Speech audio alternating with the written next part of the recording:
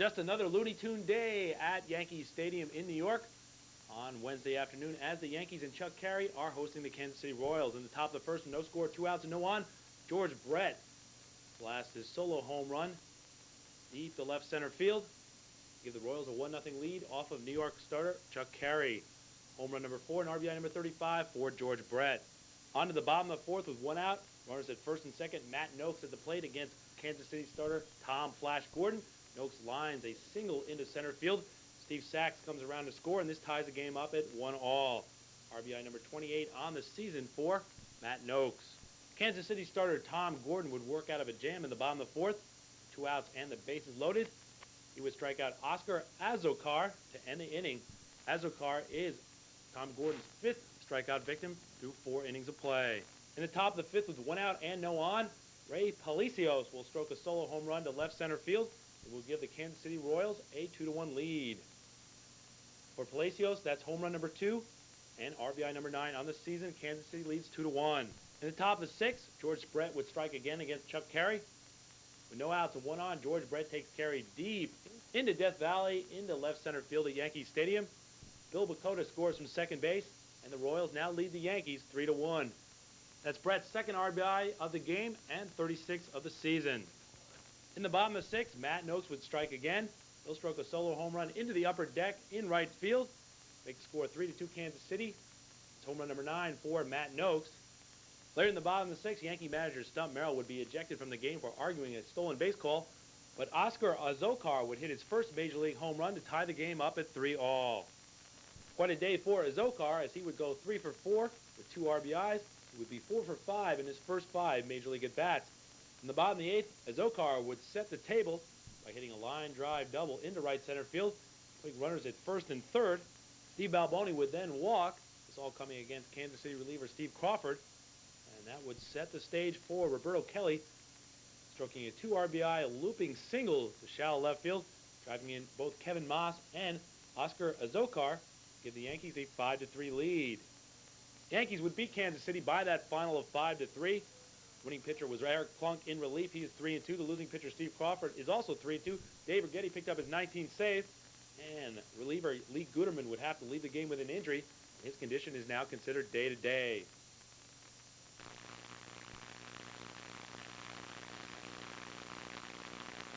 On Wednesday night, the Minnesota Twins in Boston to take on the Red Sox. Top of the first inning with 1 out, Shane Mack with the solo home run off of Mike Boddicker. That one goes off the right field foul pole. It's his 4th home run of the season, his 1st since June 25th, RBI number 15, and it was 1-0 Minnesota. These guys up in the skyboxes got a foul ball, and they were pretty excited about it. In the top of the 2nd inning, Wade Boggs had to head to the clubhouse to get a new glove because Fred Manrique hit an infield single off of his old glove, and it knocked the webbing out. But Wade Boggs was able to return to action. In the bottom of the 2nd inning, Mike Greenwell leading things off. Hits it right between Al Newman's legs. That happened last night in game, and Al Newman has it happen again tonight in the bottom of the 2nd inning, but no damage done. In the top of the 3rd inning, Kent Hrbek came up to bat to face Mike Boddicker with 2 outs. He cracks this 2-run homer to deep right field, his 15th of the season. That gives the Twins a 3-0 lead. Later on, Al Newman added an RBI single in the top of the 4th to make it 4-0. But in the bottom of the 5th, leading things off, playing in his 3rd Major League game, is Tom Levy's Nary, and he smokes his 1st Major League home run over the Green Monster in left field. His 2nd RBI of the season. That makes it 4-1, and this is an unedited trot. He makes it around the bases in record time. Usually guys take around 20-25 seconds to get around the bases, but he does it in 17 seconds. That's Tim Nary hitting the solo home run. That made it 4-1. That one coming off David West to lead off the bottom of the 5th inning.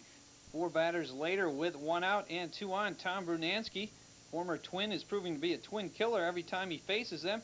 He doubles off the wall in right center field. Kirby Puckett doesn't know how to play the Green Monster. Scoring on the play are Jody Reed and Carlos Quintana. And Brunansky ends up with the 2 RBI triple. RBIs number 37 and 38. And that pulls the Red Sox to within 1 at 4-3, and that also sent David West to the showers. His replacement, Juan Berenguer, faced Ellis Burks, the first batter, and he will bloop this single past the drawn-in infield. Scoring on the play is Brunansky, RBI number 48 for Burks. That tied the score at 4 apiece. The Red Sox ended the fifth by hitting into their fifth double play in the bottom of the seventh inning.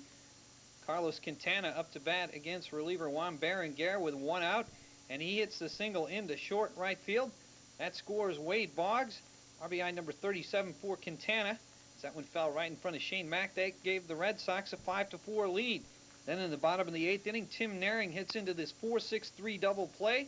That's the sixth double play the Red Sox have hit into. That ties an American League record and ties a Major League record with 9 double plays by both teams. In the top of the ninth, the Red Sox and Twins set the Major League record as John Moses hits into this 4-6-3 double play. So 10 double plays by both teams. That's a Major League record. And that was also the first and second out of the inning. So 6 Red Sox double plays that they hit into, 4 by the Twins, combined for the Major League record. Major League record for one team is 7. Jeff Reardon gets Paul Sorrento to line out to Jody Reed to end it for his 17th save. And Bradley will strike out, but as he does, he loses his grip on the bat, and the bat goes toward the stands. Fortunately, it hits the fence, and it remains out of the crowd. In the bottom of the first inning, Bobby Witt finds himself in a jam. With 2 outs, he gives up 3 walks to load up the bases, but Cal Ripken Jr. will ground out to Scott Kuba, and he steps on third base to end the inning. Move now to the top of the third. Julio Franco put Texas up 1-0 with a sacrifice fly. And with 2 outs, Rafael Palmeiro, who has driven in 15 runs in his last 14 games, coming into tonight's action, crushes a 2-run home run to right field off Dave Johnson, his 10th home run of the year. It came with Jeff Houston on board, and it's 3-0 Texas. In the bottom of the third inning, runners on first and second for Baltimore. With 1 out, Bobby Witt strikes out Mickey Tettleton, and then he'll get Steve Finley to go down swinging to end the inning. We move now to the top of the 5th inning. With 1 out, Julio Franco lines a single past Craig Worthington at third base. Scott Kuba scores from second, and it's 4-0 Rangers. RBI number 42 on the season for Franco. And that was all for Dave Johnson. He was replaced by Joe Price.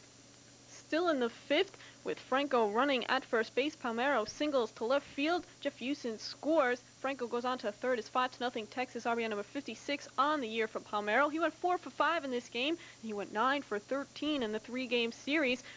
Franco later scored on a Ruben Sierra sacrifice fly, and it was 6-0 Texas. In the bottom of the 5th inning, with 2 outs, Randy Milligan picks up his 19th home run of the season, and it's 6-1 Texas. That was only the 3rd hit of the game for Baltimore. In the bottom of the 6th, runners on first and second, but Witt will then strike out the side and gets Billy Ripken to go down swinging to end the inning. Witt allowed 1 run and struck out 10 in 7 innings to win his 4th straight start. He improved to 7-8 as the Rangers take it 7-1. Johnson takes the loss. He's 8-6. On Wednesday night, Jeff Torborg and the Chicago White Sox in Detroit to take on Sparky Anderson's Tigers in the top of the first inning with 2 outs and 1 on. Ron Kittle facing Frank Tanata. He singles into left field. That scores Ivan Calderon. And RBI number 43 for Kittle, and it's 1-0 in favor of the White Sox. In the top of the 4th inning, Ivan Calderon leading things off against Tanana. He strokes this one out into right field. Chet Lemon runs up, dives, but can't make the play. Calderon ends up with the double, and that sets up another Chicago run because with Ron Karkovice up to bat and Calderon at third after a stolen base, he surprises everyone with the sacrifice bunt. Calderon scores easily, and Karkovice is thrown out on the play there.